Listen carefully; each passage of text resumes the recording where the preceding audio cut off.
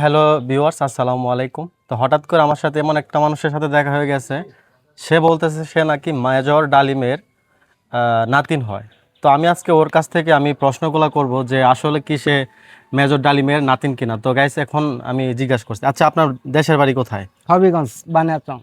হবিগঞ্জ। হ্যাঁ, আর আপনি কি করেন এখন এই মুহূর্তে? এই যে আমার উস্তাদ ও দাদাও যেমন সামনে দাবটনি দাঁড়ায়, হুম হুম। এটা উস্তাদও কই তো শাসা, আমিও কই শাসাই। আচ্ছা, এই কাজ করেন? হ্যাঁ, এটা তো আমার পেট চালাই। পেশা। আচ্ছা, আপনি যে মেজর ডালিমের হুম নাতিন হন, হুম। আপনার বাবার নাম কি?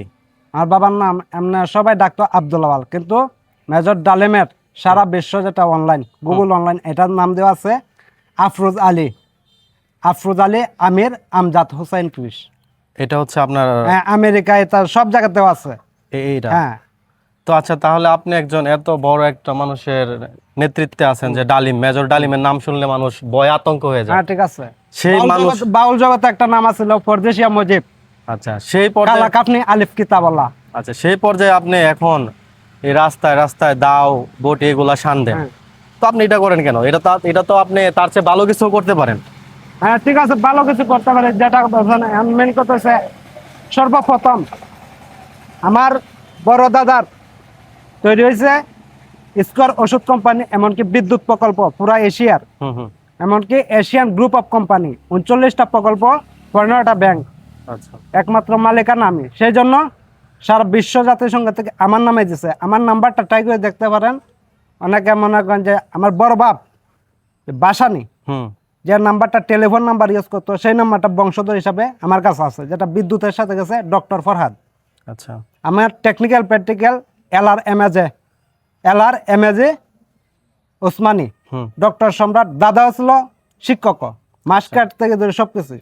আমার নামে মামলা চলে না, অথচ সব কিছুর ফলে আমার বাড়ির মধ্যে নাজামত রেপ বাহিনী, পুলিশ বাহিনীর দ্বারাতে, মুসির দ্বারাতে আমার হাতে হাত করা লাগায়। এই বানিয়াচং থানার কর্তৃপক্ষ, আমি কেন পঞ্চায়েতের রায় মানি না। আচ্ছা কারণ এমনিতে আগেও রাজনীতি থাকতে পুরা এশিয়া আমার কথাই মাত্রে। মেন কথা হচ্ছে আমার উপরে এত অত্যাচার, কারণ আমি কোনো বিচার পাই না। আজকে প্রথম, যাই হোক, চ্যানেল নইলেও সামান্য হইলেও একজন মিডিয়া পাইছি, এটার জন্য ধন্যবাদ। আর আমার জীবনের প্রথম ফর্মুলায় হুম। উস্তাদ দাদা এলআর এমএজ ওসমানীর দেওয়া আছে যে তুস্কা সিরাপ হ্যাঁ হ্যাঁ। আমার ফর্মুলা তৈরি, এমনকি ডুরালেক্স, এমনকি সার্জেল, এই তিনটা আমার ফর্মুলা তৈরি। আচ্ছা, এটা আপনাদের কোম্পানির? হ্যাঁ, এটা নিজস্ব কোম্পানি। ও এখন আমি এটার জন্য এখন রাজনীতির নিয়ে অনেক চলতেছে। অনেকে একসময় কেছে রাজনীতি নাইলে পাইতো না। আমার দাদা হয়েছে মেজর ডালিম। হুম। যেমন বাংলাদেশের মধ্যে 4 জন, শেখ মুজিবুর রহমান, উনি অনেক ভালো মানুষ আছিলেন, ওনারে সম্মান করি, ওনার আদর্শ সম্মান করি।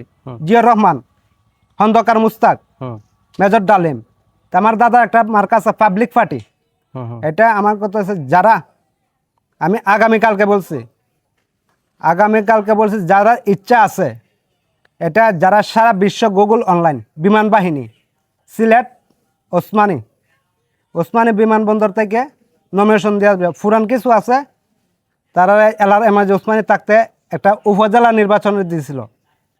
এভাবে এটা থেকে আমার কোনো নমিনেশন লাগবে না, যেহেতু আমি এটার প্রধানমন্ত্রী হব। আমি এমনি তো পুরা এশিয়ার অনেক জায়গাতে এখনো মানে। সবচেয়ে বড় কথা হচ্ছে, মূল কথা হচ্ছে, আমার কথা হচ্ছে বাহিরে যারা সারা বিশ্ব নির্বাচন কমিশন যেটা, সেটা থেকে যদি সারা বিশ্ব জাতিসংঘ নির্বাচন কমিশন থেকে যদি আসে, দুর্নীতি দমন তত্ত্বাবধান সরকার যদি আসে, তাহলে নির্বাচন হবে, আর নাইলে হবে না। এতটুকুই। ও তাহলে মানে আপনি, আমার পার্টিটা হচ্ছে পাবলিক পার্টি, BNPS। আচ্ছা এটা হচ্ছে হ্যাঁ, B the Bangladesh and the national P the party. Bangladesh national party, হ্যাঁ, এস দ্য এশিয়ান। এশিয়া। এটা আমার দাদারও ছিল, বড় বাবারও ছিল। দল তিনটাই, ছাত্র মজলিস, ছাত্র জনতা, কৃষক রংধনু। তার মানে আপনি দাবি করতেছেন আপনি মেজর ডালিমের নাতি? আপন নাতি।